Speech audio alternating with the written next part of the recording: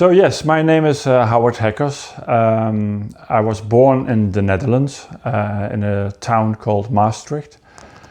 I grew up in actually my parents, they had a monastery. They bought a monastery which they renovated, and the monastery was attached to a defending wall in Maastricht. Maastricht is a very old city. It's a Roman city, and I grew up in Maastricht in a big park in front of the door.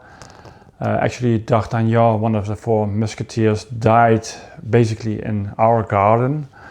So we found a lot of artificials from the old days, like swords, cannonballs, muskets, all kinds of stuff. So I had a really good youth, and my father and mother always supported me with what I tried to achieve. My father was an artist, a painter. So that was, yeah, nice childhood.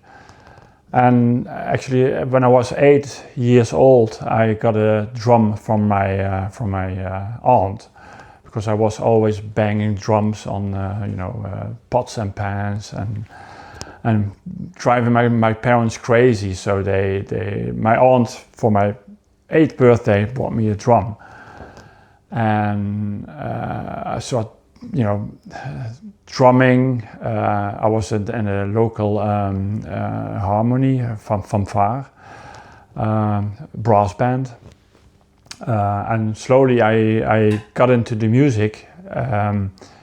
I was in several bands when I was young, let's say 12, 13, I started young.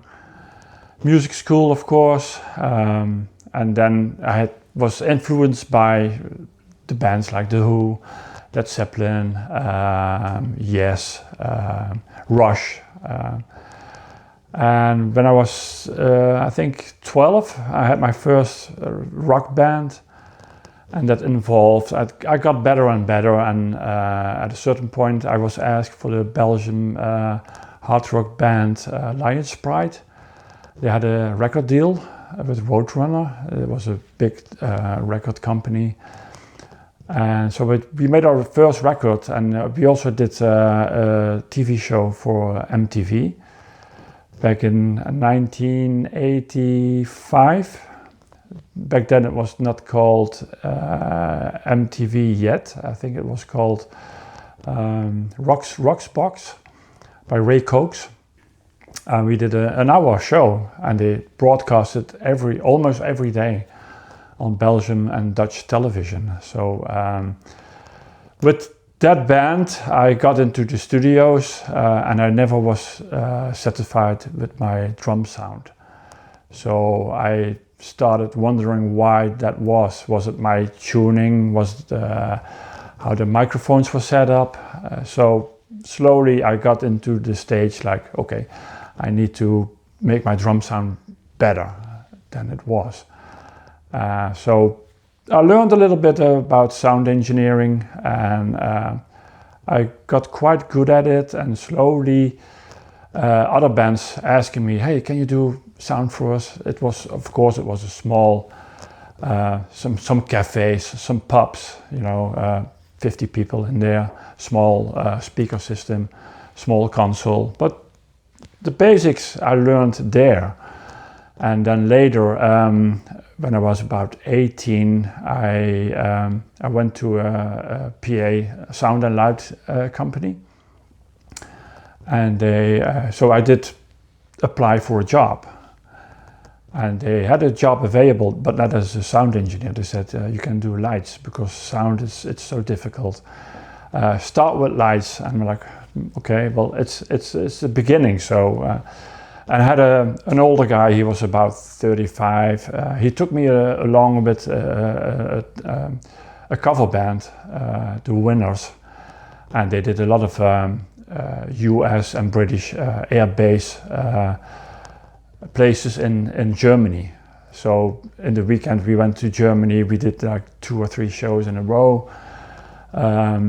And slowly he got me under his wings, and he learned me the skills of sound engineering.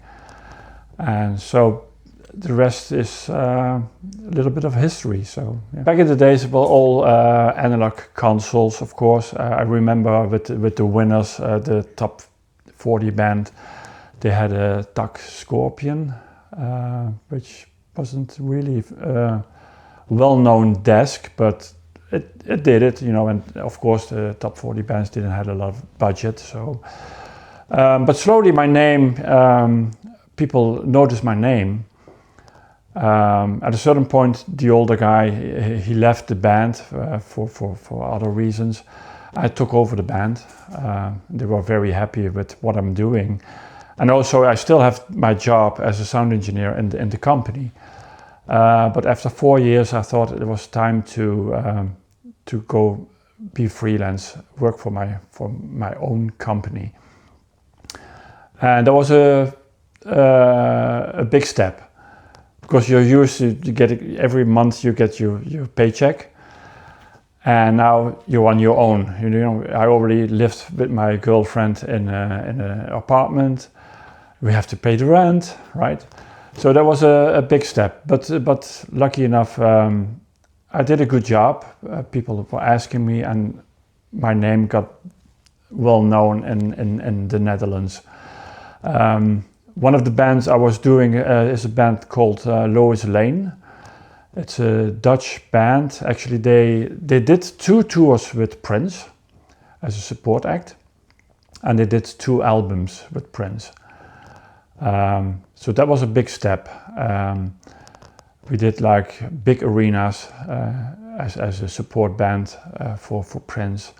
And I remember Prince, they had a huge drum riser with drapes, and when Lois Lane was performing, he would be under the drum riser looking at the girls singing, and then after the show he would say, come to the dressing room, because you know, this part you're not singing well, or this dance is not particularly good, or he always made notes every day again.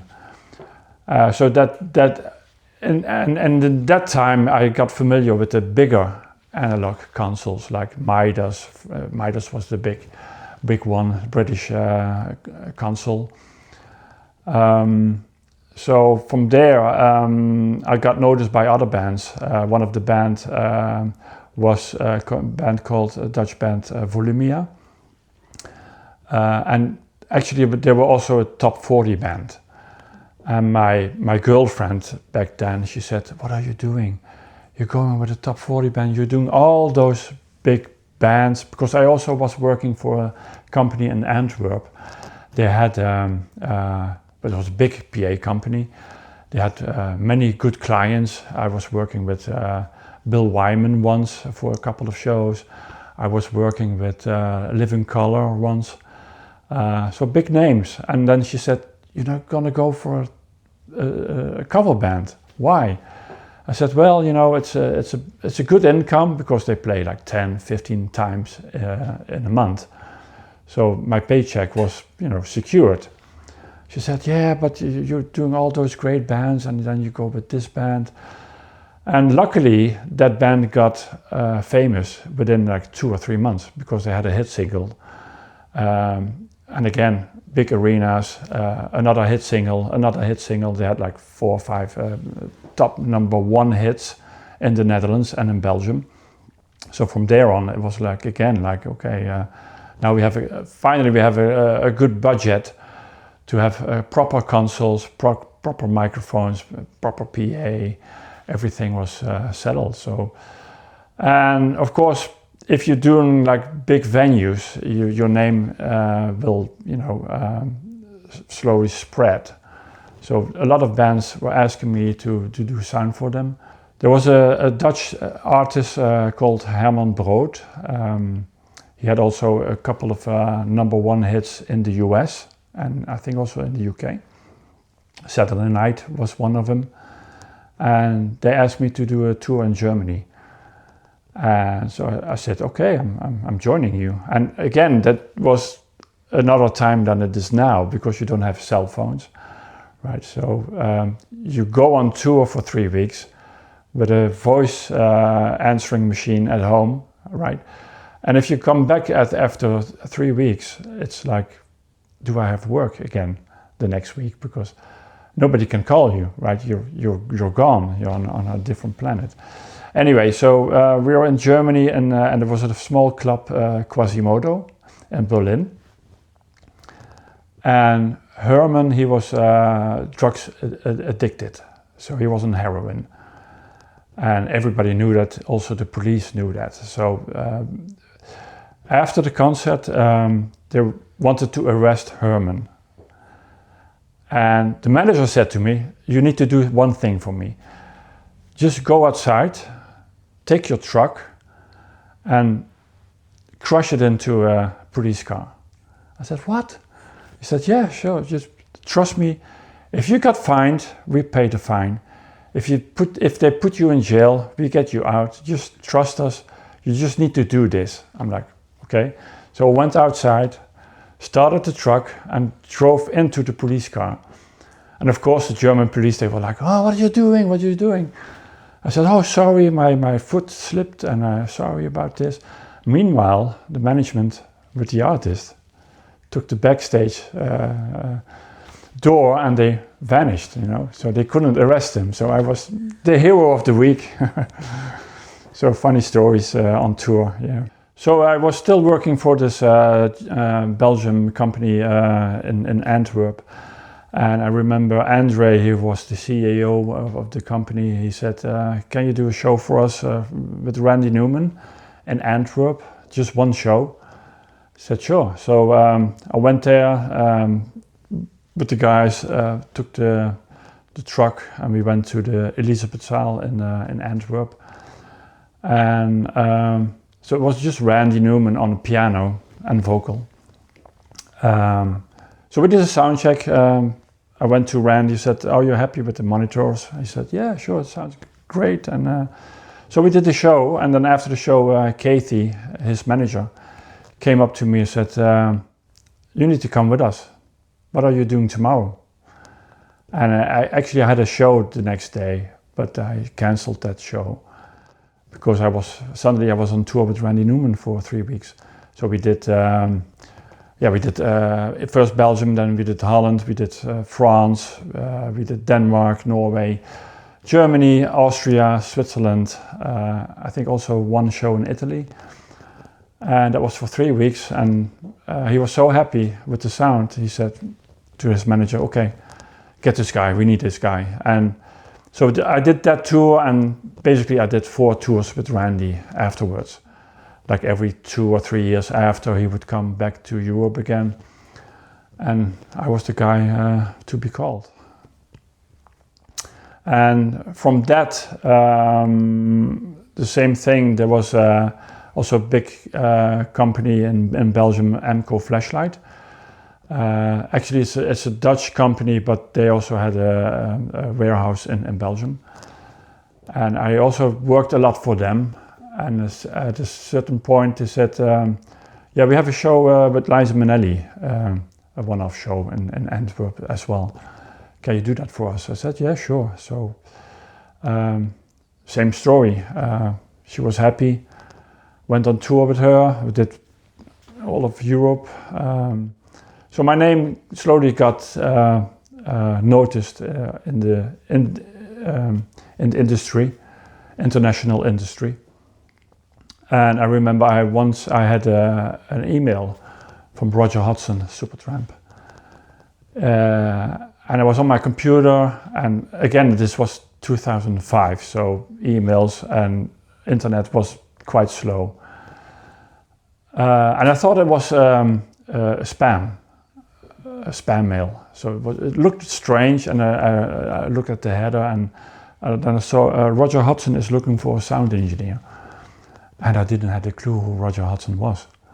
So I'm like, okay, you know, it's dinner time, so I go down, have dinner with my girlfriend. Went down and said, yes, there's a guy, Roger Hodgson, he is looking for a sound engineer. And she said, oh, that's the guy from Supertramp, because she used to be a fan. I said, oh, okay. So we had dinner. After dinner, I wrote back, said, yeah, I'm available, but it was only 4 shows. It was one show in Germany. Support for Udo Lindenberg. He's a big name in Germany. One show, a festival in Holland, one show in France, and one show in Spain. That was it. And it was only Roger Hodgson on guitar and keyboard. And so I replied to the email, and then a reply came back again from the management. He said, okay, can you name 4 songs from Supertramp? And lucky enough, I picked 4 songs which was written by Roger Hodgson, because if I would have chosen Rick Davies, I wouldn't get the job. So I said, yeah, I know Give a Little Bit, I know Logical Song, Breakfast in America, School, Fool's Overture. And then they replied, okay, you have to be there, and I think it was June or July. I drove to Germany, and to my surprise, it was a huge festival in Germany. Udo Lindenberg, he's a very famous guy, an older guy as well. There were about 40,000 people. And I'm like, okay, I have to do a show with someone I don't know. I know the music a little bit. So let's see how this goes. And on top of that, Roger Hodgson was asking me to have the PA mix also on his in-ear mixes, the cans, which is very unusual because normally you make a separate mix for in-ears and a separate mix for the house. But he said, no, I really want to hear what you're doing, and trust me, it will be okay. So there I was for 40,000 people. I didn't know the music very well, didn't know the artist, and I thought, okay, well, I only have one go. Either way they're gonna like it or they're not gonna like it, and they sent me home the next day. Fine. But after the show, I have to come to Roger Hodgson, and I said, yeah, great job. I really liked it, and but we have to fine tune here and there. And okay, tomorrow we have a show in Holland, and we talk about it. And so we were in the hotel talking about how we can improve what he wanted. And so from there we went four shows, solo Roger, only him on guitar, keyboard, vocal. And after the four shows I went home, and I thought, okay, maybe next year they're gonna do another couple of shows. But he liked it so much that he said, okay, next year we're gonna do 20 shows as a duo show.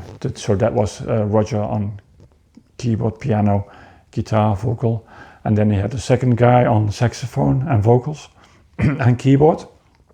So it slowly grew, and after, I think 4 years after doing those tours, every year there were more shows.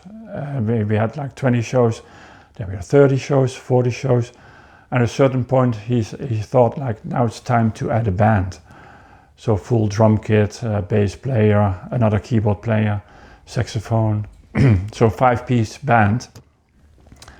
And then it was like 100 shows in a year, which means 100 shows, 250 days away from home. You have a travel day, you have a show day, you have a off day, you have a travel day again. So, and then it started to, going to the United States, Canada, Australia, weird places. I've been everywhere around the world, like Iceland or the Faroe Islands or Shetland Islands or the Azores, the islands in between Brazil and Portugal. So that's also quite a big challenge because you're not touring as a normal crew or band, because you have many flights. Normally you take a truck or several trucks and some nightliners, and you go from city to city to city. With Roger Hodgson it was totally different. It was like, okay, we have one flight. For instance, we had one show on the Azores in Brazil, Portugal. Then we had 4 flights to Sofia, Bulgaria, same day show, and the next day we had a show in Seattle. So We had everything in those plastic Belkin cases, all the equipment. So we carried our own microphones, in-ears, guitars, of course, bass guitars, snare drums, bass drum pedals, cymbals. But there was still 28 cases of equipment, plus suitcases. So we had a huge pile of cases checking in, going to the next gig. So the downside of the whole story is you're away for, well, you do like, let's say, a month you do the US and Canada, and you go home for a week maybe, if you're lucky. And next tour you go to South America, you do Brazil, you do Argentina, you do Chile, Panama, Mexico, Quito, all those countries, which takes also a month or maybe a month and a half. Then you go maybe home for a couple of days. One time we went from Brazil to Australia. So I went around a couple of times. I did halfway to the US or South America and back, but I also did a round trip, let's say from Brussels to the US, to Australia, to Singapore, to India and back home, or the other way around. And the downside of that is, of course, your family. It's let's say your mom's birthday or your dad's birthday. You're not there because you're on the other side of the world. I remember one time I did 146,000 miles in 1 year. So that's equal of I think it's 8 times around the world. And I also remember in that day and that time we were working on a live album. So I was touring, and then we finished the South America tour and straight went back to Toronto, because in phase 1 studio we did a live album, edit, mix in the studio, and then go on to, let's say, Europe tour.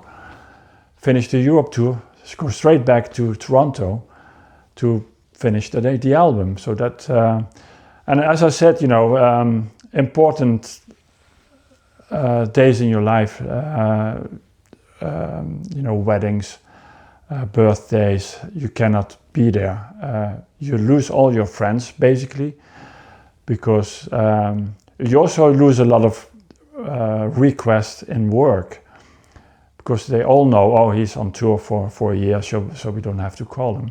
So let's say if you come back from a tour, you've been away for a year, and then you have a gap of 4 months rest, you also need to make some income, and you have to call people again, like, okay, I'm available again in June, July, August.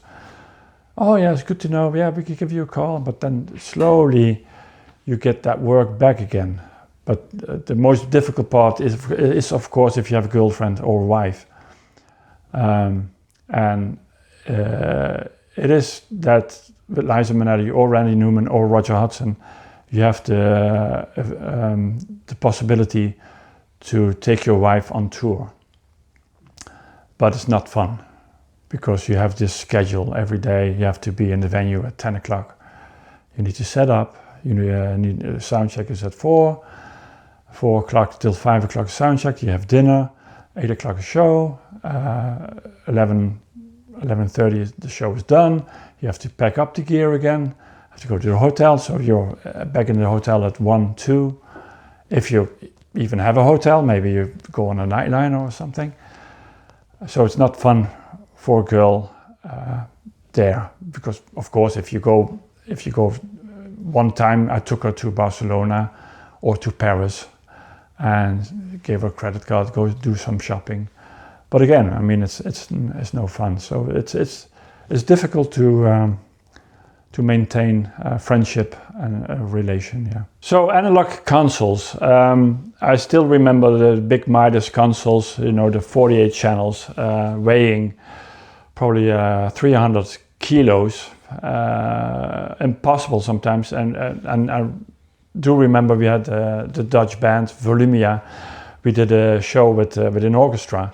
So we had to have 2 consoles with racks aside. So they had to block like 20 seats in the theater to have 2 consoles sitting there. And of course, you needed to be with 10 stagehands to carry that console front of house. And then at a certain point, there came the time that there was a digital console coming out, the Digico SD1 and the SD5. And there's a big festival in Holland, it's called the Vrienden van Amstel. And it used to be all with analog consoles, and every band had its own console. So you had like 12 consoles, front of house analog, for all the bands, and you had about the same amount of monitor consoles. So it was a huge pile of consoles. And one day they said, okay, we're going to do it digital. So we only had 3 consoles digital at front of house and 3 consoles at monitor. So we had the time to switch in between the bands, double check everything was working correctly. So that was also quite a big learning curve for everyone, because now you have a screen to look at what you're doing. And in the old days, you just had some knobs you can tweak, which is way different, because you tweak on the knobs on a digital console and you see all those peaks and you think, this can't be right, this is way too much. But the trick is to listen what you're hearing and not look at the visuals, because it might scare you what happens.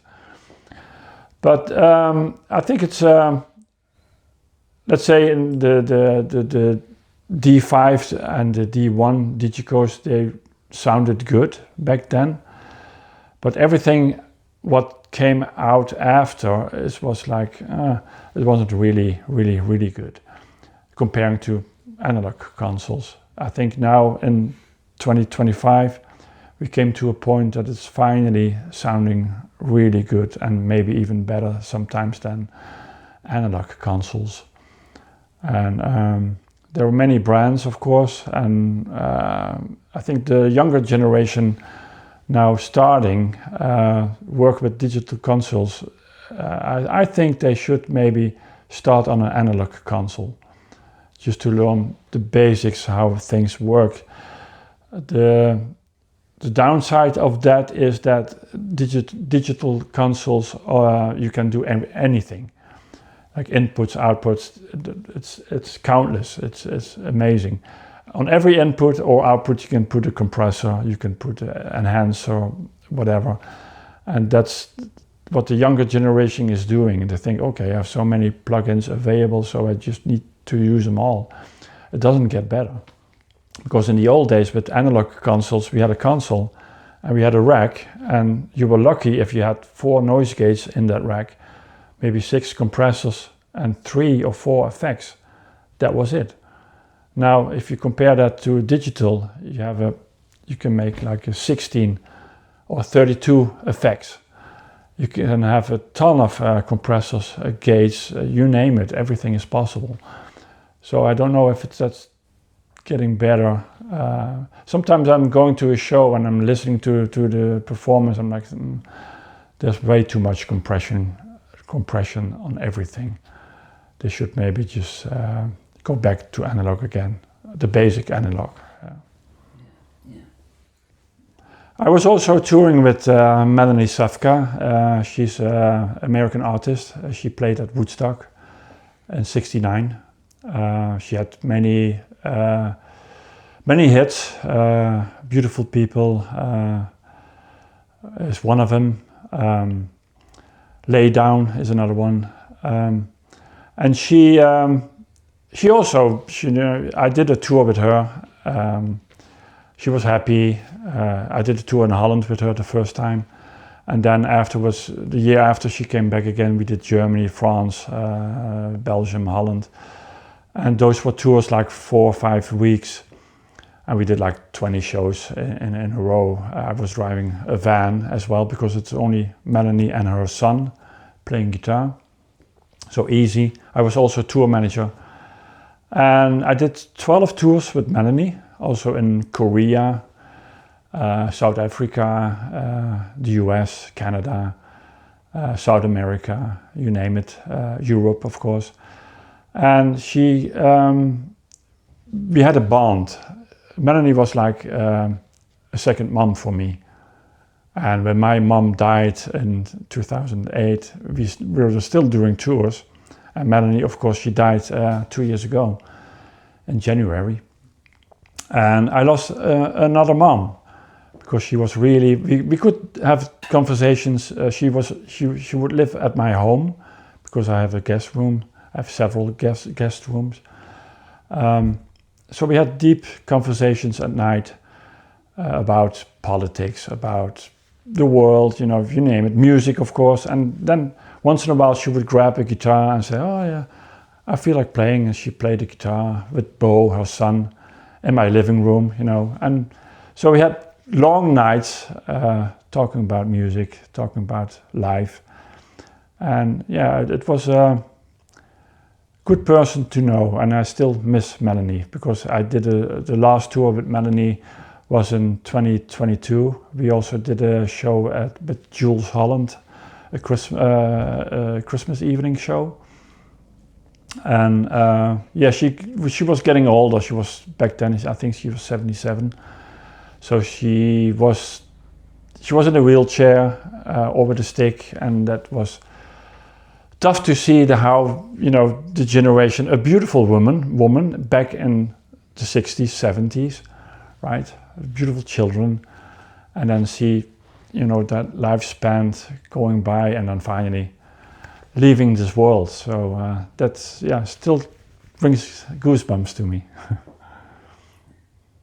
Yeah, and it was basically also the same with Roger Hodgson, that he lived at my house for a couple of weeks because he said, I don't want to go back home. All the jet lag, going to California is 9 hours.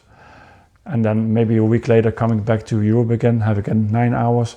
So can I just stay at your place? I said, sure, we have a guest room. And so in the morning he was, you know, baking some eggs. And how you like your egg, over easy or sunny side up? And making some bread and have also conversations. And I have a studio at my home. So it was when we were about to finish the live album. We did some overdubs in my studio.